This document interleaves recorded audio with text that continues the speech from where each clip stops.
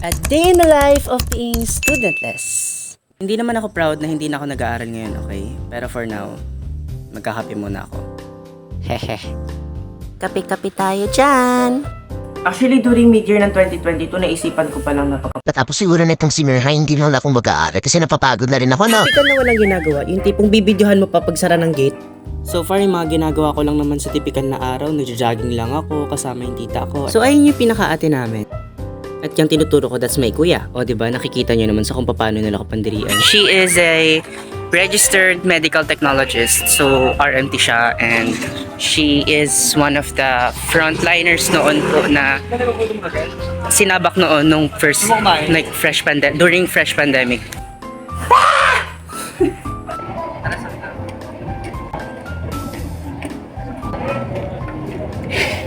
Bukod sa wala akong ginagawa, minsan nababaliw ako, yan, tumatalon ako mag-isa. Tapos titignan ko kung may mga nakatingin sa akin, pero wala naman.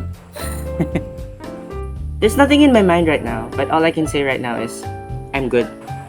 Eme! Thank you for watching! Stay tuned, guys!